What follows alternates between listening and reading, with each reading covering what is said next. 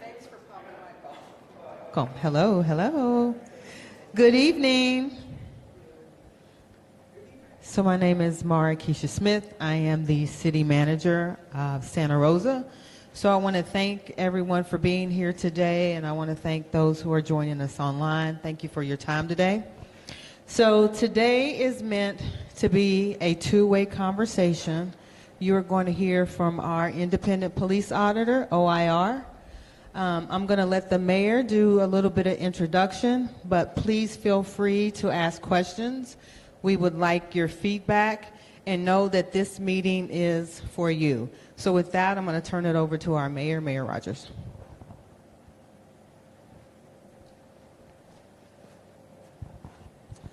Well, first of all, welcome and thank you everybody for being here and participating. This is one of a number of different meetings that we're doing to solicit feedback from the community, particularly around what we're hearing from OIR, things that we should be doing different in the city of Santa Rosa, concerns that people have or ideas that folks have. Today is one of many types of these meetings. It is an in-person one. We do have the Vice Mayor and Councilmember Rogers here to listen along with myself and city leadership. We do have the Chief of Police as well, who's here just to hear concerns.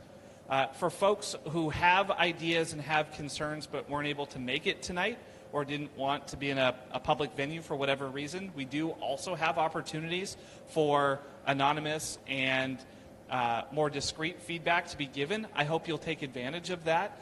But for those of you who did come tonight for this presentation and to be able to give your thoughts, I hope you'll take full advantage of having our team of specialists here, particularly as we welcome the OIR Group for their new role here within Santa Rosa and in our community. With that, I'm going to turn it over to the experts. Just thank you for being here. Thank you for having us. My name is Teresa Magula, and I am a consultant with the OIR Group. We are the newly acquired police practice specialists, and we're the independent police auditors here in your city. Thank you if you're joining us on the streaming service. We appreciate you being here as well. I'm going to turn it over to my colleague, Brian Corr. I would also actually first like to introduce the head of OIR Group, Michael Giannacco, who's here with us this evening, and Steve Conley, who has been working more intimately here with the city. And so we are here and grateful for your participation this evening. Brian.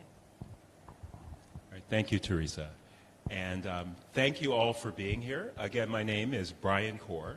I am also working with the OIR Group.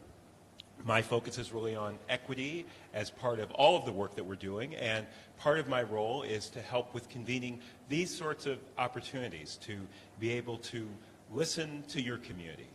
I will say I live in the city of Cambridge, Massachusetts, so I had a little bit of a commute to get here, and I'm very glad to be here.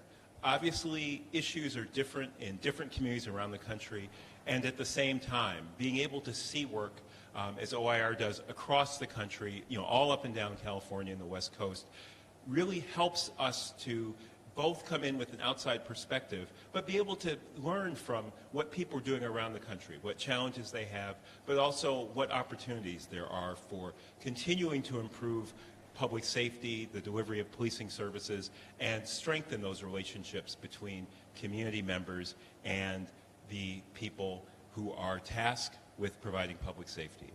So we are here to share a bit about what we're doing, but also really and primarily to listen to the community. But as we embark on this tonight, we have a few suggestions, meeting agreements, sometimes they're called ground rules, that we want to share. And I'm going to now hand it back over to Teresa to lead us through that. Thank you. Yeah, so this evening we would really like to, as Brian said, hear from you and hear the experiences that you've been having here in your city. So we want to hear why you joined us tonight. We'd like to hear your experiences with the Santa Rosa Police Department, your thoughts on the policing that's happening here in your city, and the impact that that policing might have on you, your family, your friends, your community in general. And what we always like to start with is kind of an understanding of the type of engagement that we're going to have this evening. And so we come up with these meeting agreements that we present to you as a way to understand where we're all coming from and meet in a mutually safe space that we can all share conversation and dialogue. And so we ask that you share the time this evening with others in the community who might wish to speak. We ask that you allow others to share their ideas in a very safe manner. And so if it's something that you might not agree with or a sentiment that is not necessarily yours, we ask that, just like we're doing, you listen and observe respectfully. You might choose not to speak at all. So you might be here just in a capacity to listen, and we welcome that as well. We would like everyone to please be mindful of the length of time that you're speaking if you do choose to speak this evening. And we ask again that you not assume what others in the room might have experienced or what others in the room might know about. And we ask again that you be respectful and constructive, both in the own presentation that you're giving if you choose to speak and when you're listening to others here in the room. And one way that we have found is successful to kind of break the ice in the room is to have some polling right at the onset. And we've done this in the past successfully using a polling system that happens on your devices. So if you happen to have a mobile device, or if you're streaming at home and you'd like to participate, you can do that here. I'm going to move us over to our polling function. And so you can either scan that QR code if it's available for you. At that distance, it may not be.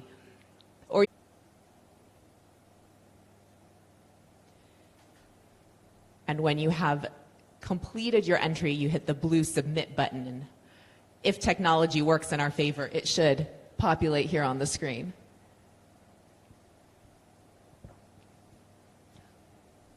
Magic.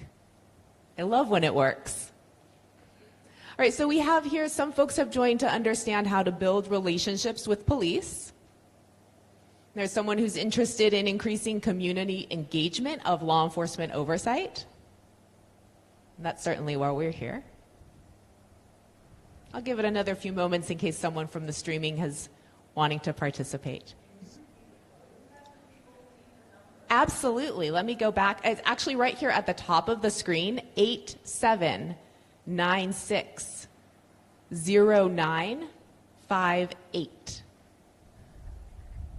87960958.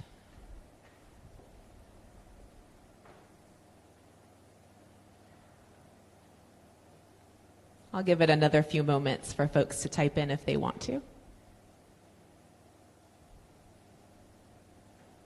All right. I want to be more informed about our community.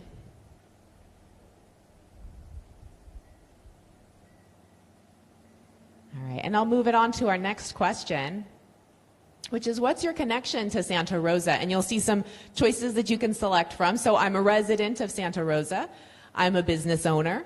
I work in Santa Rosa, but I don't live here. I am a resident and I am a business owner. I visit Santa Rosa, but I don't live here, or some other relationship to the city of Santa Rosa. All right, so it looks like we have resident and business owners, some folks that visit but don't live here.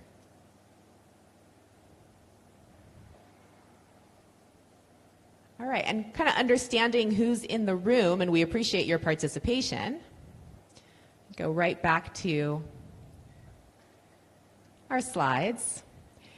And I'm going to turn it over to Mike and Steve, who are going to tell a little bit about the type of work that we are assigned and requested to do here in your city.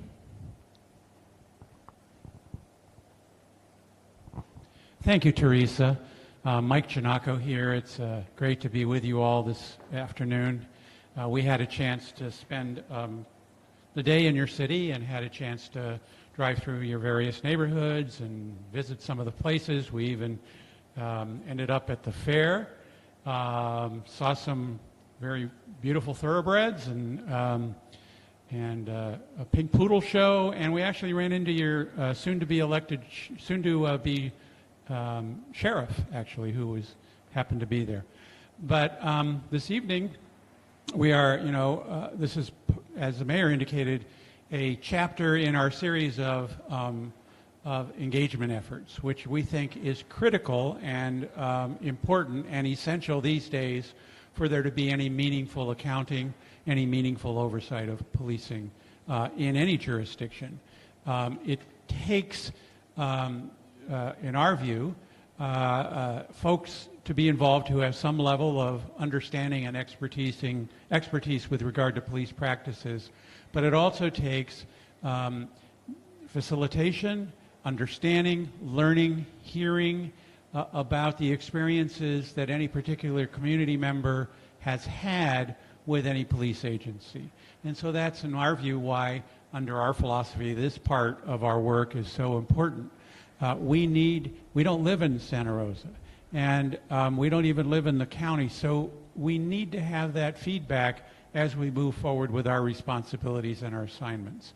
And one way we can do that is to have forums like this, and we intend to continue to have them. As you will learn later in the presentation, we will have another one during this trip on Saturday morning.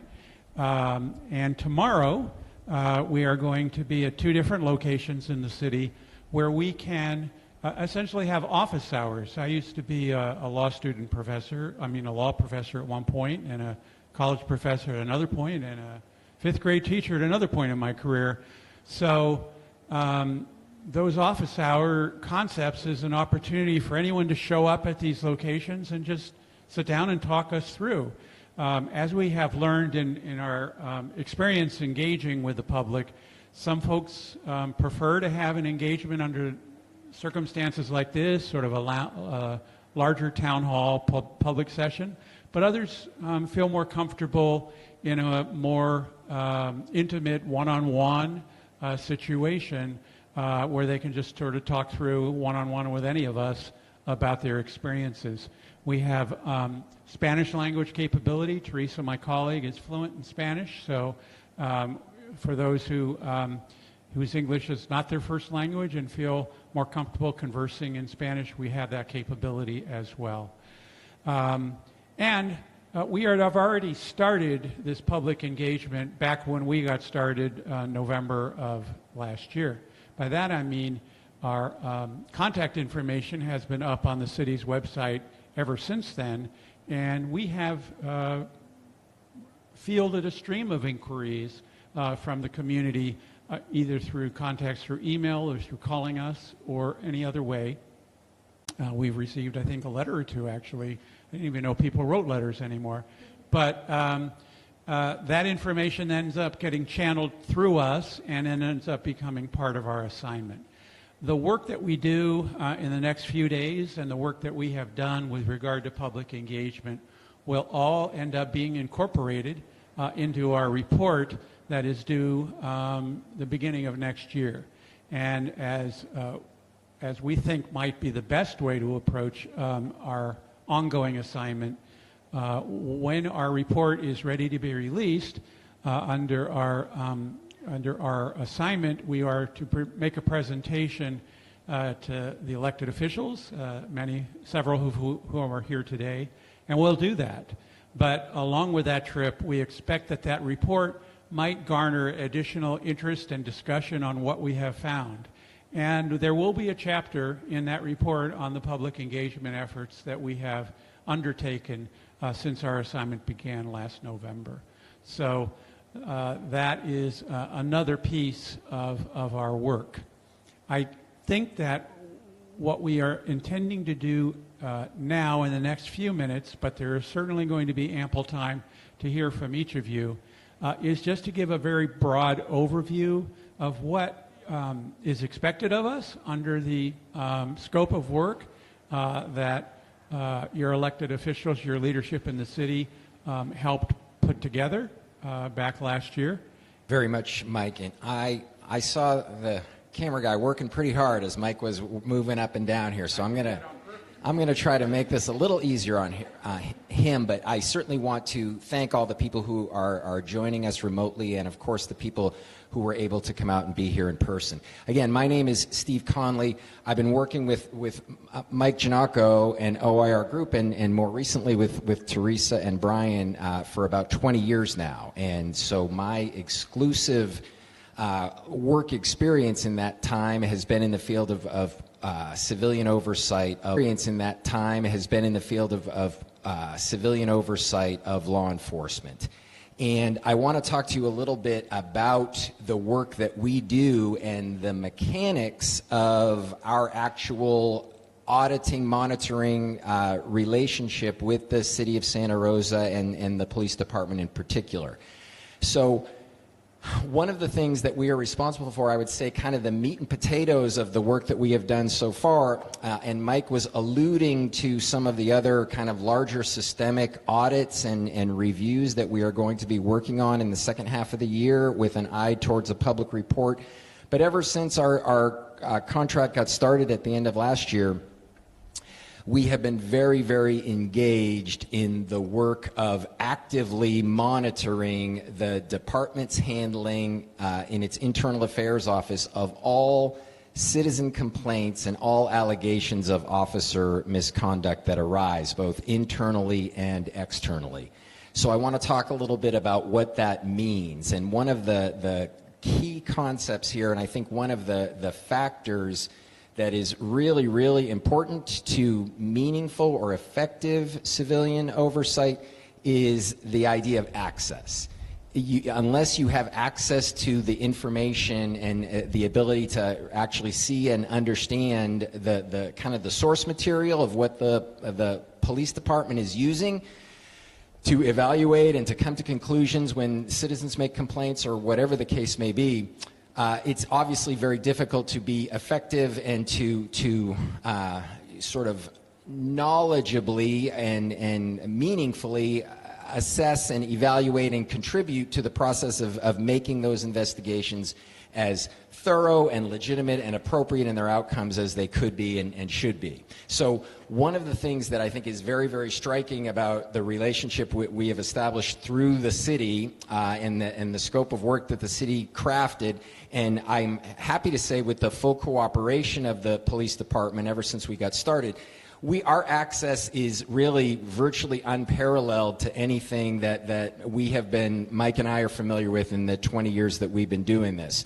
And a lot of it has to do with the real-time ability to kind of see independently the things that the department is doing, and as well as the investigative materials. So I want to talk a little bit about what I mean by that. And that is, I actually have a laptop computer, and we've got the folks watching from home, and we're all kind of, things have changed a lot in the 20 years that I've been doing this. But I have a laptop computer that is tied into the Santa Rosa Police Department internal database. And I can, with the press of a few buttons, and I got to be honest with you, it took me a few weeks to get the hang of it, and I drove the IT guys here a little bit crazy. But we are finally operational, and I can just hit a few buttons and have access to all manner of pending cases that the Santa Rosa Police Department is working on. And what do I mean by that? Well, when there's a citizen complaint that comes in, I have access to the actual substance of that complaint. If it's an email, if it's a written complaint, I'm able to see exactly what it is that the resident or the citizen or the member of the public actually said to the department. What are the allegations?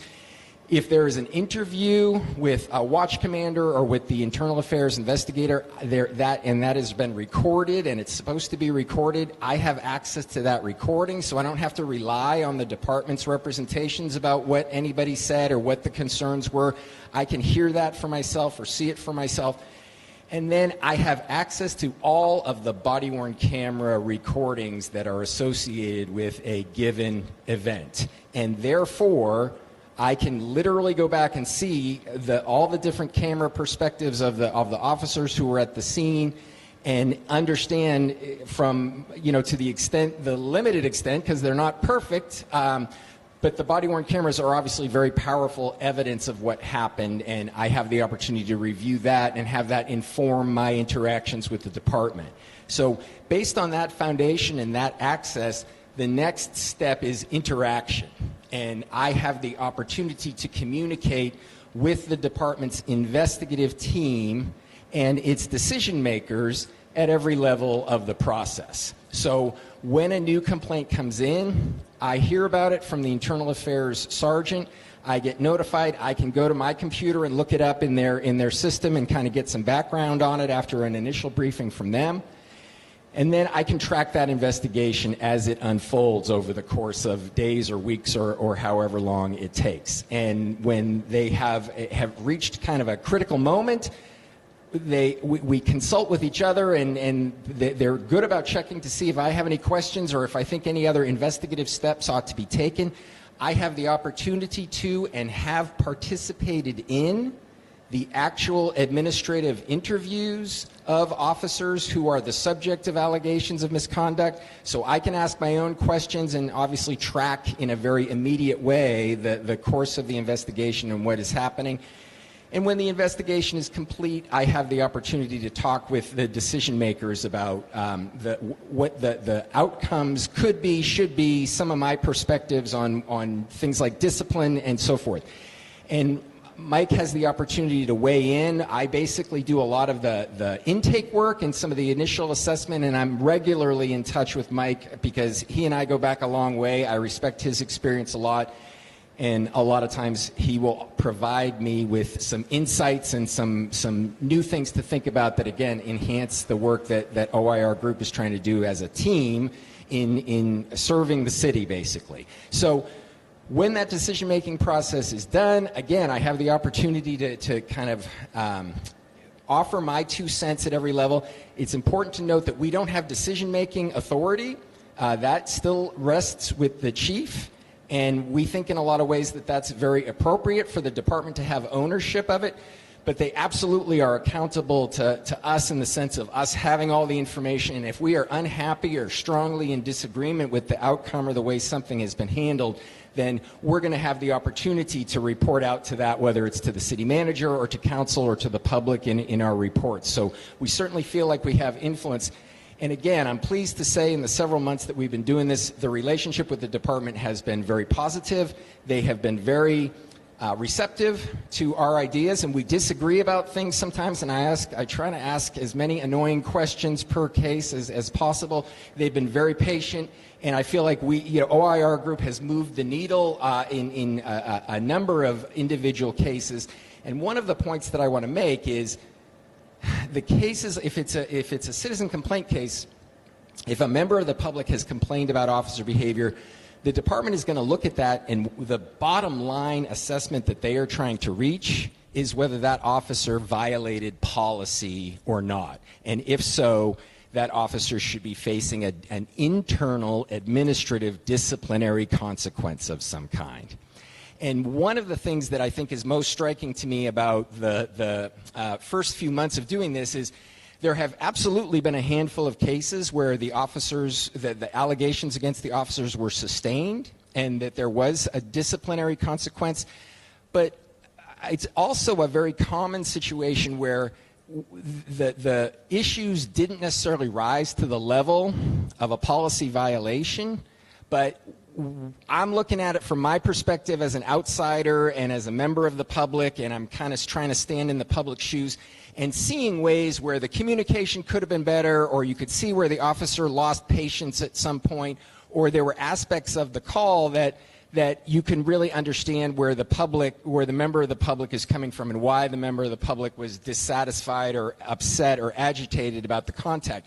And what we try to do in those situations is work with the department to say, okay, we get it that this is not a policy violation and that formal discipline isn't appropriate, but is there some kind of intervention that is warranted? And can there be a counseling session? Is more training for this officer in terms of communications or what have you, would that be appropriate?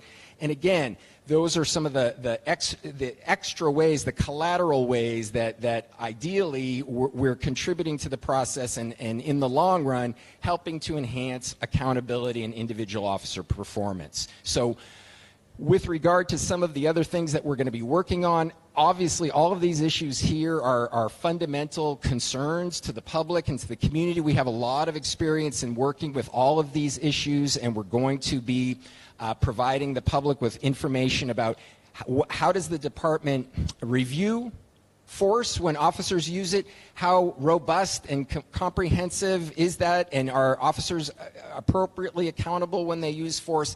Is there a comprehensive enough assessment to make sure that anything, any learning opportunities or anything that could be taken away from that experience is taken away? Because obviously that's an exercise could be making. So I'm sorry to be rattling on so long. I know the big part of tonight was for us to be hearing from the community, and hopefully this will be the beginning of a process of interaction.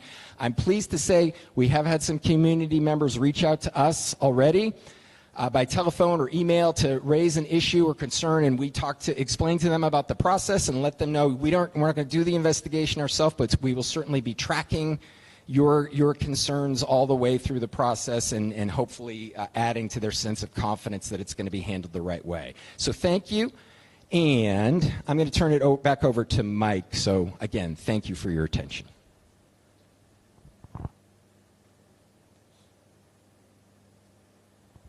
I'm just going to finish up with a few other things that we are responsible for. I think I've already touched upon some of them. But to the point that my colleague Steve Conley was making, he started off by talking about how important access to information is. And a truly independent police auditor cannot function if they don't have the information that is in the vault of confidential information that becomes the basis for a personnel or internal affairs investigation. An auditor, if the auditor doesn't have access to use of force reports, cannot conduct an independent audit that's going to be meaningful if the use of force reports, the body camera footage, is not made available to the police auditor.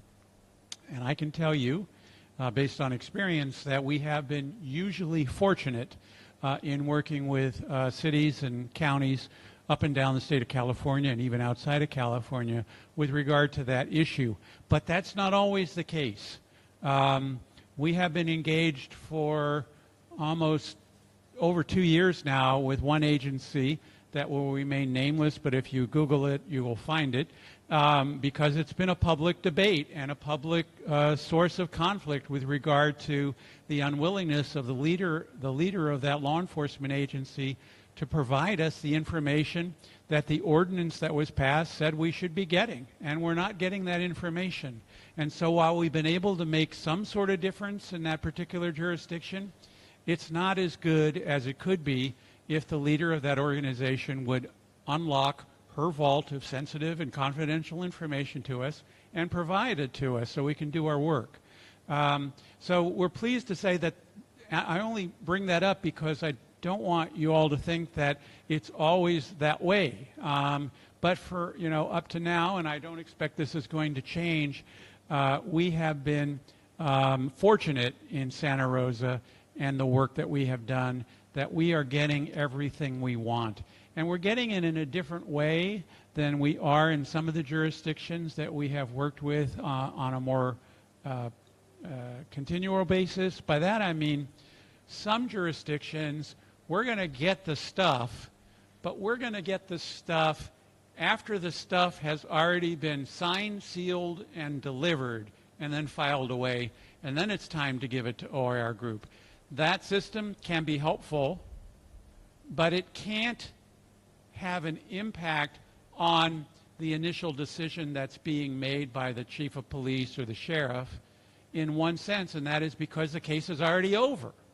So we can come back, look at that material, and say, boy, wish that we had known this because the investigation was not thorough, or the result was not based on evidence, the result doesn't make any sense to us, or the discipline wasn't appropriate considering the degree of misconduct that we perceive occurred in this case.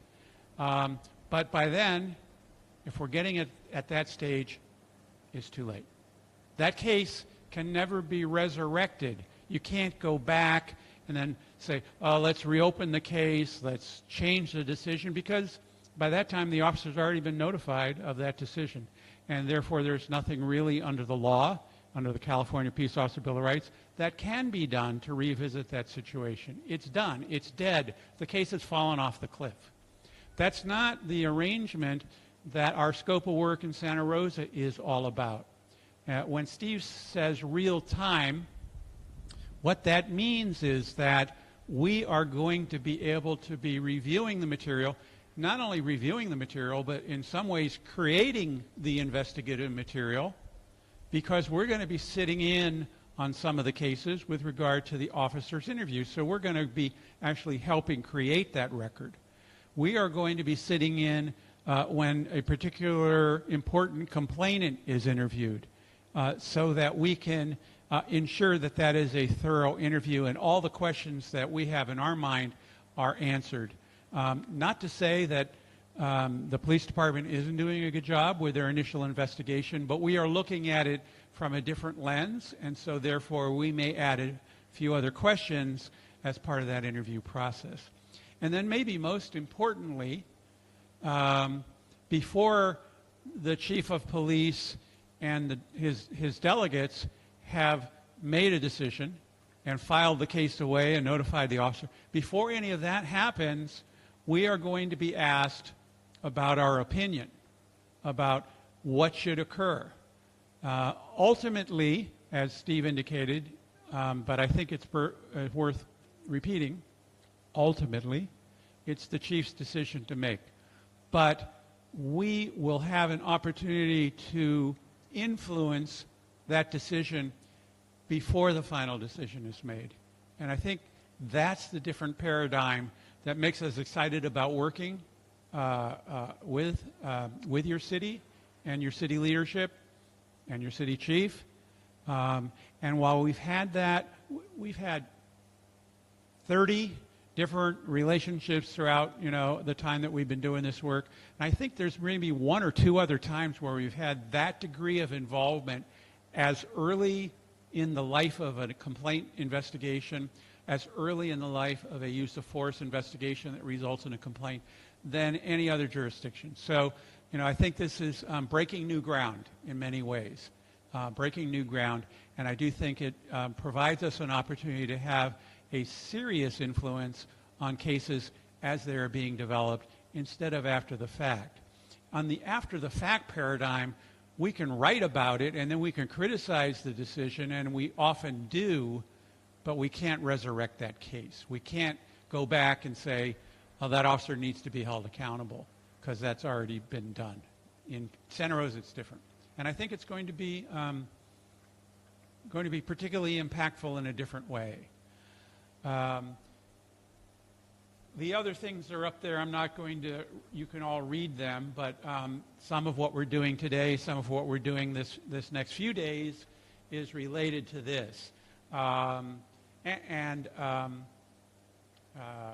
thing that I think was on the previous slide that I just wanted to highlight is the critical incidents. So critical incidents mean use of deadly force, an in-custody situation in which the individual dies, things that are of paramount importance because it is the ultimate exercise of police authority, right? Police are the only profession in our country that are given the authority to use force, and in some cases deadly force, under the appropriate circumstances. But that last phrase is critical, under the appropriate circumstances. And there's nothing that potentially, you all know this because you live here and you've lived through this, there's nothing that can tear a community, a city, a county apart than the rendering of deadly force in which there is concern about the officer's decision to do so. That is impactful, obviously, for the individual who is shot. It's impactful for that individual's family, who will never have their son come back.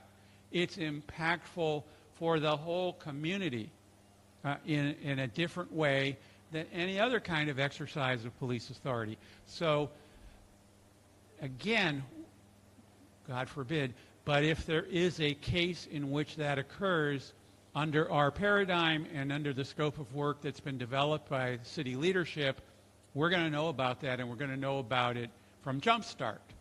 And we're going to get a briefing. We're going to know the initial information within hours of when it occurs. And so that's, again, different than many of the paradigms in which we are working in other jurisdictions. So I am a reformed attorney. I could go on all evening, but I won't, I promise. And I'm going to turn it over to the rest of my team for what I hope will be more engagement from you all. So I think it's Brian. All right, thank you, Mike. So again, we're so glad to have all of you here. And again, we wanted to give you some information about what we're doing just to make sure people have that as a basis and to know, because part of what we're doing is reporting out to the community, and we'll keep doing that in different ways, as you saw in the last slide. But now is when we really want to hear from you. We've got microphones, so Danielle is going to be going around, so if you'd like to speak, he will bring you the microphone, and I think because of ongoing concerns, we just ask that you let him hold the microphone.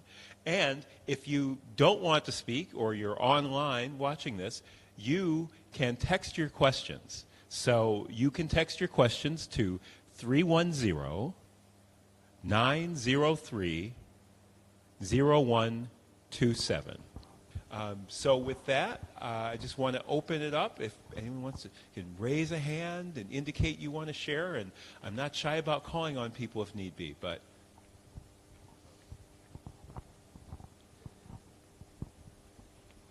8 or 10 years ago, there was an Andy Lopez case. And I'm sorry, I should have said one thing. If you feel comfortable, it'd be great if you could identify yourself and just let us know who you are very briefly. My apologies. Tom Rose. There was an incident several years ago involving Andy Lopez, and there was a sheriff-involved critical incident report. The report was completed by the Santa Rosa Police, and there were questions. There was a PBS show, 3 Seconds in October, that was very critical of the investigation. We had another sheriff's-involved death last weekend. Santa Rosa is again investigating.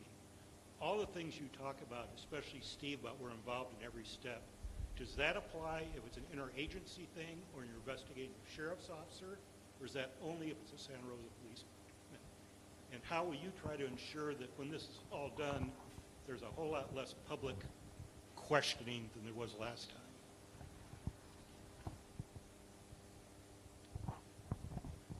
You would ask a difficult question because you know too much. I'm kidding, and I'm glad we had a chance to talk before the meeting. So it's an interesting question because we don't have any oversight authority over the Sheriff's Department. And what we understand is you now have a new oversight person that was just, and I think announced actually as soon as today, that's going to be taking on that position for the county. And so there's a couple things. One is that since we don't have any direct authority over that investigation, we do know your new director. And so I think what we are going to do is talk with him to see whether or not there's anything we can do to assist. But it is a county deputy that was involved, not the Santa Rosa PD, under the protocols that have existed, I understand, for scores of years in the county. The protocols require that an outside agency do the initial investigation, which is what's occurred here. But with regard to our being involved in that shooting of a deputy over a jurisdiction we don't have direct authority over, that's a little bit tricky, complicated, but that doesn't mean we can't call your incoming director and say, is there anything we can do to help with this project? Because he, and I think it's been announced as a he, we also know him, we go way back with this individual, so we have a relationship with him. But it's going to be his authority to figure out how to influence that deadly force incident, right? it's going to be his responsibility, but we can relate to him, and we will be reaching out to him. All right, thank you, Mike. And I just want to, I'm sorry, I don't mean to turn my back on people. I just want to say one more time that that number, if you want to text, is 310-903-0127. And I think I saw someone in the second to back row who'd like to ask a question or make a comment. Or give us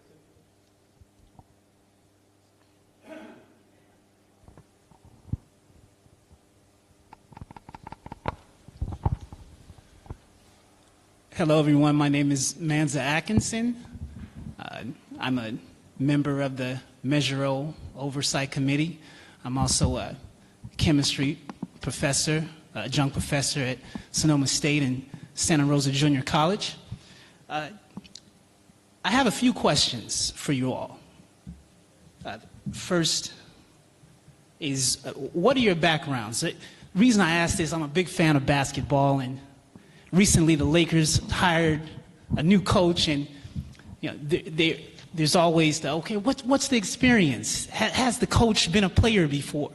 So you mentioned, Mike, right, that you're a reformed attorney. So I'd like to know, how many people are on your team? What are your backgrounds? And what does reformed attorney mean, Mike? All right. Well, since I have a microphone, maybe I can start. And if I forget to answer everything, I apologize. So one, I appreciate, because I started my life as a chemistry major. I was going to be an organosilicon chemist, ended up studying Russian, and went on to a life of activism and organizing. My first job out of college, I was an organizer working to stop the nuclear arms race back in the 1980s, had done some of that in college. Went on to work for a number of different nonprofits working on peace and social justice issues, international development. Then went on to work at the ACLU of Massachusetts as their first organizer. So I'm not an attorney. I've never been an attorney, never will be. But I've done lots of work around diversity, equity, and inclusion from an organizing lens, but always with the idea of bringing all stakeholders to the table. So my day job now is that I work for the city of Cambridge, Massachusetts, where I'm responsible for civilian oversight of our police department.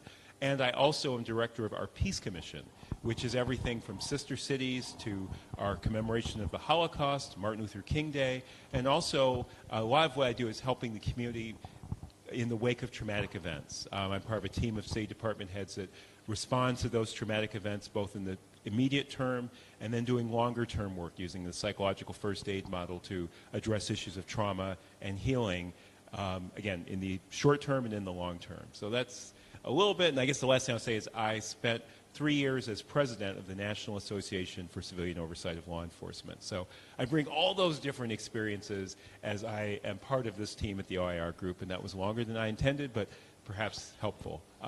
Who'd like to go next? Yeah, thank you. That's a great question, and I appreciate that you asked because we did not do that in the introduction, so thanks for the opportunity. My background is in public policy, much like Brian, not an attorney. And so I bring a different perspective to the team. I started working with my degree in crime policy. I went to look at the way that policing was happening in what was then called the Skid Row area of Los Angeles. It was at the time when Chief Bratton had first come into the city and was trying some new policing tactics in that particular area. So I did my thesis on that work and quickly became a bit alarmed, quite frankly, at the way that policing was occurring in that particular district. And that sparked the interest in doing this work, and I've been doing it ever since. I moved into the LAPD's Office of the Inspector General, and there I was first looking at civilian complaints.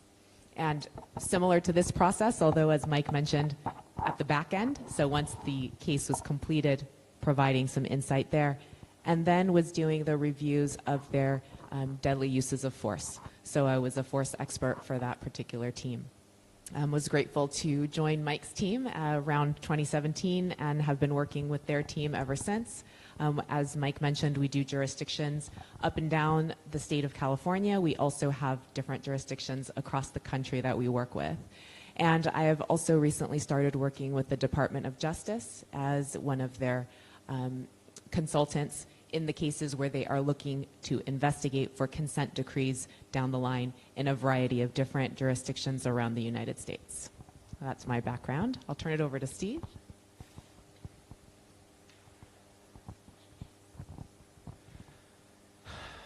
So I can see people with nervous expressions on their faces because I've been given the microphone again, but I promise this is going to be faster. I'm a big basketball fan too, and I will be curious to see how the new Lakers coach does. He's got his hands full, that's for sure.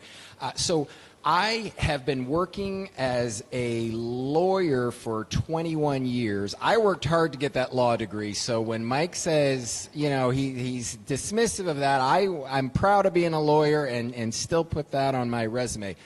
But the vast majority of my time as a lawyer has been in the field of civilian oversight, and pretty much the entirety of that has been working with Mike.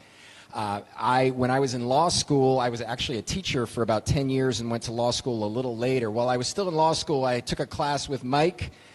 He was the adjunct professor, and it was about criminal civil rights. So basically civil rights, federal civil rights cases. He was a federal prosecutor. Department. So I have worked with agencies all over the state of California. We've worked in some other jurisdictions as well. This is all I've done for the last 20 years, and obviously have developed a lot of familiarity with law enforcement and best practices, but we work really hard to keep grounded in community-based issues and concerns and wanting to bring that outside perspective to the law enforcement agencies that we work with. So thank you for your question. Thank you for the question. The older I get, the longer this could take, but I'm going to try and give you the 50,000-foot answer. My parents were both educators. I was an educator, a fifth-grade teacher for a few years. Then I did go to law school. When I got out of law school, I ended up at the U.S. Department of Justice in the Civil Rights Division, and for a couple years, did voting discrimination cases back when there really was a Voting Rights Act that has since been sort of torpedoed by the Supreme Court. But in those days, we were actually able to bring lawsuits against states like Mississippi and northern New Mexico and other jurisdictions. We sued the city of Chicago for voting discrimination. I did that for a couple years. Then I moved over and moved over to the prosecution side. So I was a prosecutor for the U.S. Department of Justice in what they call the criminal section. And I was responsible for 3 kinds of civil rights violations that can be prosecuted. One involved prosecuting individuals who were involved in hate crimes. And so we ended up prosecuting the head of the Aryan Nation Security Department, who came down from the state of Washington to Southern California and shot up a Jewish community center, shot kids who were at the summer community center program, shot a 71-year-old receptionist, and shot and killed a postal carrier because he was Filipino American. And I ended up having the fortune of getting that case and prosecuting it. I also, the other area that we ended up prosecuting was human trafficking and human modern-day slavery. So we had a number of cases involving individuals who were brought to this country against their will, locked up, and forced to work for years and years in a confined condition. One case involved 60 garment workers who were locked up in a condominium and forced to sew garments for years and years without receiving any pay. And I was fortunate enough to bring the perpetrators of that crime to justice. But maybe the most relevant piece of what I did when I was a prosecutor and an attorney was police misconduct or official misconduct. So I prosecuted officers who were involved in violating the civil rights of individuals, usually the Fourth Amendment. Usually it involved excessive force or lying under oath kinds of activities, and ended up investigating and prosecuting police officers for that kind of criminal conduct for the time that I was at the U.S. Department of Justice, which was all told about 15 years. Interest, and so that's my background. But what I learned, one thing that I think is important, is what I learned in conducting those kinds of investigations where cops were going to jail for their misconduct because it was so egregious, was that I can't think of one case in which, had there been accountability early on, had the agency taken care of the problematic behavior of the officer involved appropriately, had there been accountability at the earliest opportunity, I don't think any of those officers would have found them looking at a federal prison because of the egregious acts that they ended up committing. Because once you take the badge away from an officer who has offended, an officer is no longer has the authority and can no longer abuse that authority. If you course correct and advise officers early on in the officer's career through that course correction that this is not going to be tolerated by the agency, then you're not going to get a situation in which that officer continues to worsen and worsen and worsen the conduct to the point where it ends up being a criminal act. And so that was my experience. And then I thought I could be more effective. Instead of the nuclear option that I had as a federal prosecutor, I thought I'd be more effective if I could work on the front end, providing oversight, ensuring that there's accountability early on, because no one wants a situation where it devolves that badly where we are now looking at criminal conduct. And so that's my background. I say reform lawyer because in the 20 years I've been, after I left the U.S. Department of Justice and left my prosecution responsibilities behind, I'm no longer in court. I'm no longer before a jury. I'm no longer before a judge. But I'm before other important people who are making important decisions about keeping us safe and making sure that officers are following the constitutional obligations that they swore when they took an oath. And I think I've learned that I can be more impactful to a broader segment of policing doing this job. Getting up front of it, getting in front of it, providing guidance, providing policy, ensuring that there's accountability, and doing our best to ensure that we don't get to a situation where it becomes a lawless behavior. So that's our answer.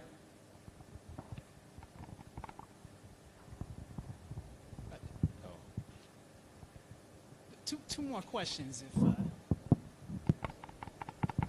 Okay, so I hear you get. So we'll have to be a little quicker because that was one question answer. So, but what are your next two questions for us? First, I'd like to thank you for providing your backgrounds. You all sound very knowledgeable, and I'm super delighted for the citizens of Santa Rosa that you all, and thank you for the leadership for having you all in this position so that you can provide service to the community. Thank you, Danny, for holding this microphone, too. The next question is, you talked about, Steve, you talked about complaints. What's the minimum amount of complaints before a red flag is drawn? So if you could talk a little bit more, what in terms of when you say a red flag? Complaints about a officer, maybe, I don't know, is it 3, is it 5, is it 10? I would imagine some of those complaints maybe you have to filter through, but what's the minimum amount? So it depends. How's that for a lawyer answer for you? But absolutely, that is something that the department keeps track of and that we keep track of. When there is an individual officer who is the subject of multiple complaints, all of those records in terms of uses of force, traffic issues, there's a lot of different data points by which officers are tracked. And the department processes all of those things through their computer system that we have access to. And I will tell you, there have been a couple officers in the short time that we've here that I recognize this name. This is the third or fourth time with this individual person. And obviously it's going to depend a little bit on, are the complaints about the same thing, right? Because if that's the case, then obviously there's some sort of intervention that's needed, and if the complaints are sustained, then there's a concept called progressive discipline, where the department may intervene more strenuously the second time than it might have the first time in terms of a consequence. But then there's also other opportunities as well that we might encourage, whether that's training or just kind of a mentoring program of some kind to address the conduct that is prompting the complaints. If the complaints are all different things, but and maybe a couple of them are not sustained, but a couple of them are, you have to look at it on a case-by-case basis, but I can tell you it is absolutely something that the department is conscious of and that we're conscious of, and there's different ways to intervene. But there's not necessarily a magic formula where after 3 there's going to be this or that. A lot of it's going to be depending on the substance. Thank you. My other question was, I think one of you mentioned metrics of assessment. So I guess that kind of touches on metrics. So in terms of our assessment or the department's assessment, or what more specifically? Your assessment. Yeah. So one of the things that so it's interesting. There's the individual case-by-case situation, and that's where the department has to be looking at each case on its merits and saying, what do we have here we're going to look at this in isolation, but then you also have to put it into a larger context. And again, part of what we are going to be doing is taking a look at the department's systems for addressing behavior more holistically as opposed to the individual case outcomes. So we might have 4 cases involving the same officer, and 2 of them were not sustained. 2 of them the allegations were sustained, but they were about different kinds of behavior. We might still be curious at the end of the year to look, what is and in some agencies they call it an early warning system. What do you do besides the consequence in those individual cases? What do you do to intervene with the officer? And that's absolutely something that is going to be part of our overall assessment of the department. Does that make sense? Kind of, Steve. Okay. It well, helps. That's a start. It helps. Thank you. Yeah, you're welcome. So yeah, I'm happy to talk to you more offline if you want to get into the weeds a little bit more of how it works. But yeah, the department, the key thing to understand is that all agencies, well, not all agencies, but many agencies with all the technology that's available now, they have the ability to track officer behavior in a comprehensive way, much more accurately and quickly and thoroughly. And so then the trick is, to your point, what are you going to do with that information, right? It's one thing to have the information available, and then how are you going to process it? And that is something that we have looked at with other jurisdictions. And absolutely, when we kind of take the broader lens to look at department systems as a whole, that whole early warning and intervention concept is something we're going to be inquiring about. Thank you. All right, well, thank you for those questions. Okay, I guess we're very close. So we have, thank you. We have a question from our remote participants online. So let me read this, and I think, well, we'll see who wants it. I think it's probably a question for Mike. But does the city manager review the investigations, and what is the accountability at the city manager level?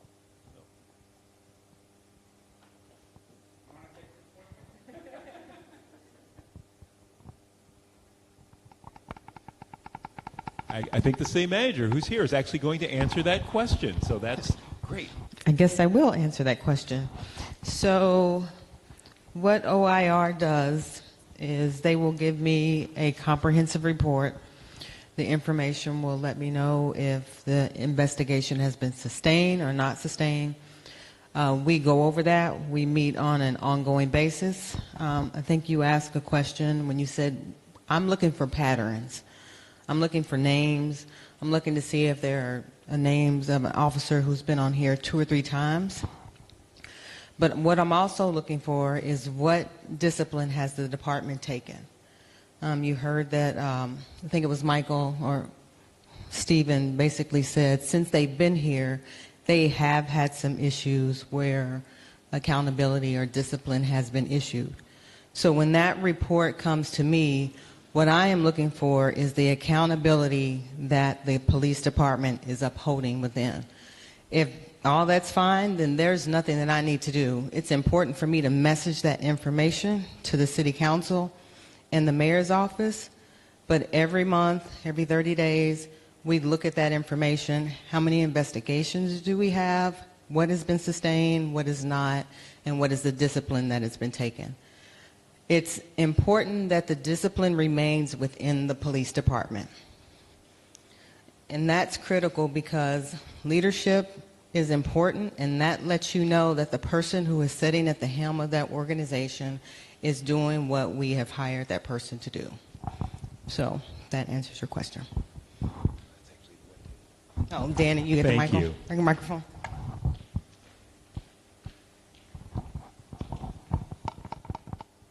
All right, let's see. So another comment or question from. And if you could identify yourself, if you don't mind. My name's Jim Duffy. I've got 3 things. I don't necessarily want responses from you guys because I'm cognizant that I'm only the 4th person to get to speak, and we're running out of time, so I want people to be able to say their thing. Since about 2015, the people of Santa Rosa have been calling for some kind of community body to do front-end oversight work, dialoguing with the police on policies, procedures, training, hiring practices, initiatives, things like that. OIR is the perfect group to help them create that in Santa Rosa. I live in Runner Park. We're creating something like that in Runner Park. They're struggling to do it because, unfortunately, the most senior member of the city council doesn't want to work with NACOL because it doesn't want outsiders coming in. So for the front end oversight, so it's a rocky start, but they're getting there. I really hope that Runner Park's contract with OIR looks half as good as it does with Santa Rosa, because this is awesome. Second thing I want to ask for is I think you need to do some Spanish language outreach specifically, and you cannot call the event, the hearing, because you're not credible messengers here. You're from the outside. So I encourage you to work with Locien or the Day Labor Centers or North Bay Organizing Project. Or there's a slew of credible messengers, Spanish language organizations. But that community is the community that tends to have the most negative justice system impacts in Sonoma County. And people were talking a little earlier, the gentleman who was killed 6 days ago was a Spanish language individual. And his family is saying, this is fishy, it doesn't sound right, he's never had mental health issues, never had drinking or drug issues, what's going on? And, things are not matching up. And it's a community that really feels unrepresented, so I encourage you to work your magic, Brian, and, use your old skills and, get a credible group to have a Spanish language event for you. The third thing is back in March of 2021, the Sonoma County Commission on Human Rights passed a resolution calling on all law enforcement agencies in the counties and their governing bodies to review the sworn officers for white supremacy affiliations. And in June of 2021, the Committee for Law Enforcement Accountability Now, and I believe also the NAACP and North Bay Organizing Project also issued supportive letters to that and said, yeah, this should be done. To my knowledge, nobody's done anything in Sonoma County. In January of 2022, there was an article in the Press Democrat highlighting white supremacy issues within Sonoma County law enforcement agencies, with a particular focus on affiliations with the Oath Keepers and highlighting specific problems in Santa Rosa Police Department, alleged problems.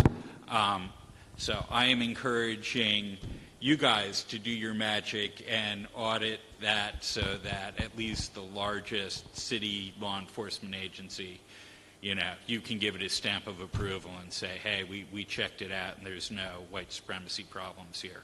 Thank you for taking my comments. Well, thank you for those comments, Jim, for all of them, and I also just personally appreciate the shout-out. It's very kind.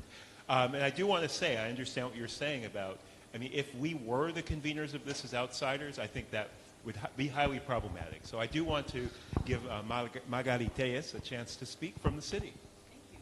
And thank you so much for that comment. We actually very much actively, well, here, especially in this area, seek out our community, especially our monolingual Spanish speakers. We do have Pablo here today who is ready to translate. We have reached out to NBOP, Latino service providers. So we do appreciate also any opportunity for you all to help us. We definitely get the word out. We notify our schools. We have a couple of events coming up tomorrow, as they've mentioned. So we definitely, the outreach has been done, and I believe we also have done some radio ads as well, unless I'm getting it confused. But so that, just wanted to add that piece. Well, thank you. And just to say, in addition, I think we recognize how important it is that we hear from all parts of the community, but that we do make that attempt, and I think that's part of why we're here in the southwestern part of Santa Rosa, why we have sessions at community spots in southwestern Santa Rosa, so that we can do everything we can to make it easy to hear those voices. And also, we're partners to the city in this. We are really depending on the people who live here, work here, have experience here in this community to help us hear effectively. And other thoughts, comments? Let's see.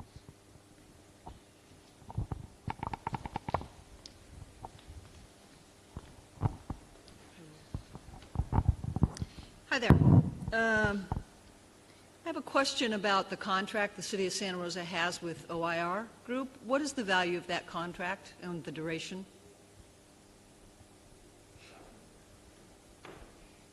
That is, how long is the contract and how much money are we paying you?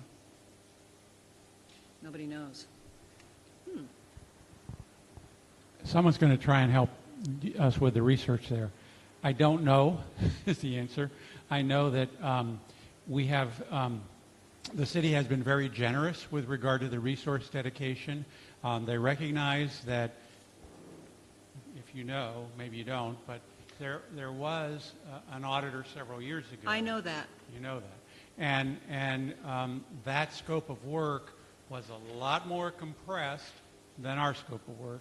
And in recognition of that, when the scope was designed and the contract was designed and the RFP was produced,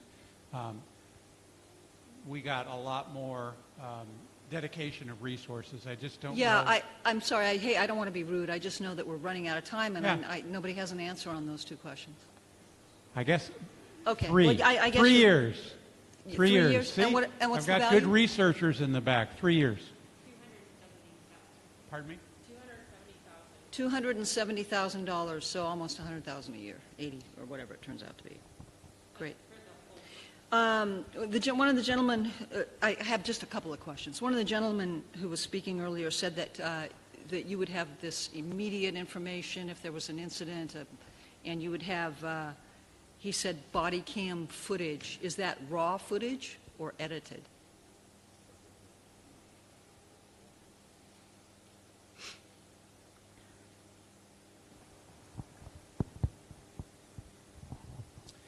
So yeah, it is the actual body-worn camera recordings that It's raw footage, unedited? Yes, ma'am. Okay, thank you. Does your organization in any way participate in the establishment of, you like to call it civilian oversight, I like to call it citizen oversight because I don't like to see the police as a military organization. Do you in any way participate in the establishment of a grassroots, in this community, civilian police oversight organization? Because I appreciate that, you have the contract, but you don't live here and I do, and so it's different skin in the game. Well, why don't I start? So there's OIR Group, and then there's also, as you've heard a couple times mentioned, NACOL, the National Association I'm for familiar. Civilian Oversight of Law Enforcement. I mean, I'm also speaking for everyone, but I know you know. And there, I guess I'll say first, there's no perfect term. Because if you say citizen oversight, that can imply people who are not U.S. citizens have no role. And so we tend to avoid that. Civilian oversight definitely has problems because it implies there are civilians and non-civilians. It's a long-used term that people tend to use. People sometimes say community oversight, but then that implies that the law enforcement agency and others in government are not part of the community. So it's always trying to find the right term for each community.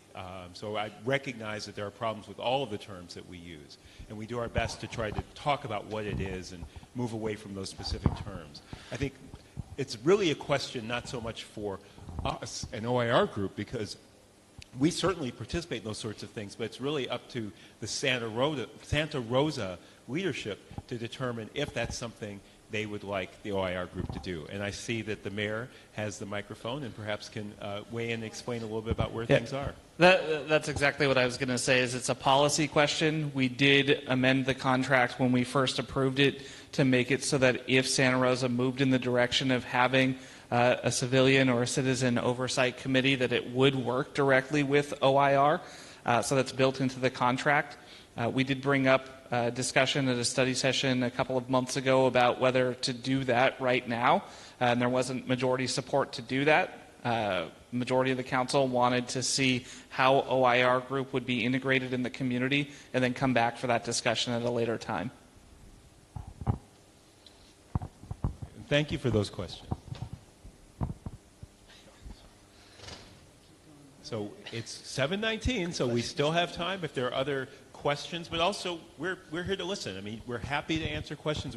I'm very glad that we're getting questions, but if you have other comments you'd like to share, as we've had a bit of, we are here to listen. So one quick point of clarification, that the number $270,000 was mentioned, and that's for the life of the contract. That's the total. It's not per year. So it's a cap of $270 for the 3-year life of the contract, just in the interest of accuracy. And while I was in the back getting some clarification, there are some people that are kind of participating online in the chat function. And Alex shared a couple of questions for me that I just want to mention very quickly. If we have somebody else, that's great. So somebody asked, what is the volume of citizen complaints that we have looked at so far this year? And I think the number, since January 1st, the number is about 41 that have been opened. And of those 41, several of them are still pending, but many of them have been closed, but the total's 41. I hope that's helpful just in terms of giving people a sense of the volume of stuff that we're looking at. And the same individual wrote in to say, hey, what would you say, which I thought was a very nice question, what would you say has been the most positive influence that we have been able to have so far? And I would say, first of all, we're very happy to say that we have been impressed with the objectivity and the thoroughness and sincerity. That's the impression that we have. In terms of a contribution that we've made, one thing that matters a lot to us in the different jurisdictions that we work with is the effectiveness of the communication with the complaining party. And in terms of the notification letters that happen at the front end, what is the interview like with the person to make sure that all those persons' concerns are being addressed appropriately? And then at the end, what the state law requires law enforcement agencies to provide notification to somebody who has made a complaint. So all agencies are obligated to share what the outcome of the investigation was.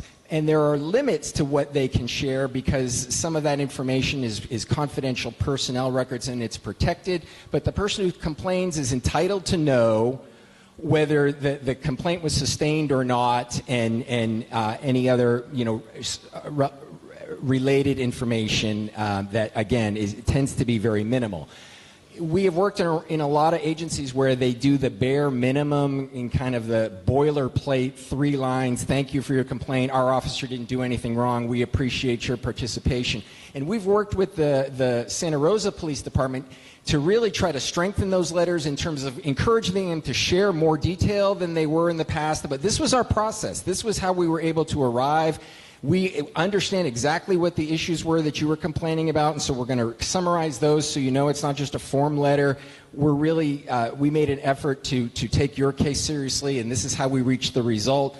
And talk a little bit about the process. And of Iolero.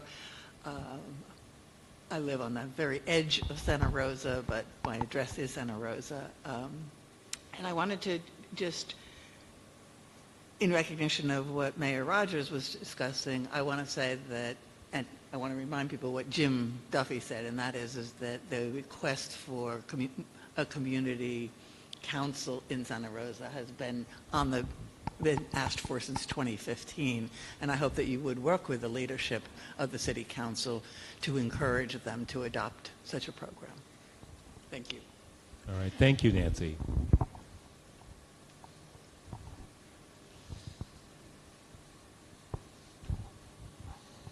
Okay, I see a question back here again.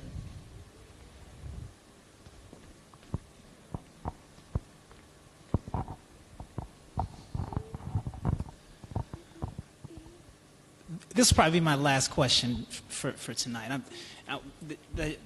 The individual here had mentioned something about, he had mentioned the fact that our community, I don't know if it's changed, is roughly about 40% Latinx. And so I'm curious, are there any demographic data that comes in? Do you keep track of the demographic data? And if you have a complaint where someone may not speak the English language, do you feel like something may get lost in translation? My wife is from Michoacan. She came here when she was 15, and a lot of her friends live here in Santa Rosa. That's one of the reasons we moved here, and I go with her to, we attend quinceañeras and all these different gatherings, and they don't like speaking English, and that's okay because I like learning Spanish, but things get lost in translation a lot. So how do you cope with that? And so could you answer those 2 questions, please?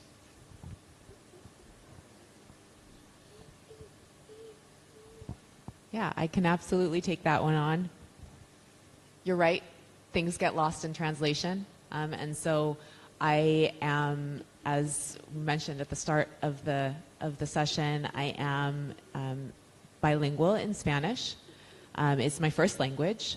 And so I have the ability when, or if necessary, to review the material in the native language in which it was submitted. So if there is, for example, body-worn camera footage in which individuals are speaking in Spanish, I'm able to review that and provide that to the team. Again, if there's materials or complainants who wish to reach out to us in the Spanish language, I'm able to facilitate that. It's certainly not perfect, but certainly the city as well as the department have made a very concerted effort to reach out to those communities, including, in fact, having me come on to do this series. Tomorrow morning, we will be meeting in the Tia Maria Panaderia, which I love. And so I will be available there for anyone who wishes to come and to share their stories. And so I'll repeat that in Spanish. Mañana por la mañana estaremos en la Tía María Panadería para cualquier persona que quiera venir a hablar conmigo personalmente. Puedo hablar con ustedes en español o inglés y estoy aquí para escuchar exactamente su situación con los oficiales de esta comunidad. And so thank you for the question and for the opportunity to provide that invitation. All right. Thank you, Teresa. So I think with that, we should probably close our formal presentation. We know that there are people who work here, custodians who care for this facility, who actually need to go home at night, so we can't keep them. But we, as you just heard, we have 2 drop-in sessions tomorrow. Really, we'll be there just to listen, to hear, to take notes, to incorporate this into our work and bring it back to the city. And then we have another session like this. So if there are people who are watching this live or see it later and want to come in person, we will be at the Finley Community Center in the senior wing of that building on Saturday, August 6th from 10 a.m. to noon. So it'll be similar to this. And again, we wanted to do something in the evening for people who could do this, something on the weekend. Again, this was all arranged by the City of Santa Rosa, and we are very, very grateful to the city staff who have helped put this together, who put this together. And we're just so grateful for the opportunity to hear from you and also to share in more detail about the work that we're doing here in and with your community. Just know, again, that you have 3 members of your city council, your city manager, other key city staff, the police chief, other key police leaders who are here to listen, to hear from you, and to make sure that the work that's happening with the OIR Group as your independent police auditor is serving the needs of your community, creating more public safety that's responsive to the needs of every individual in your community. So with that, again, I thank you all for your participation, whether you spoke, whether you listened, whether you watched. It's all important. We are here, and we are available to get feedback from you. We'll put up on the screen. Again, you can talk to us while we're here. You can visit our website at www.oirgroup.com, or you can email or call us. You can email info@oirgroup.com or call 310-906-0259. So on behalf of my amazing colleagues who I feel very grateful to work with, thank you again, and we look forward to continuing this conversation and continuing to be of support to the entire community here in Santa Rosa. Thank you and have a great, great evening.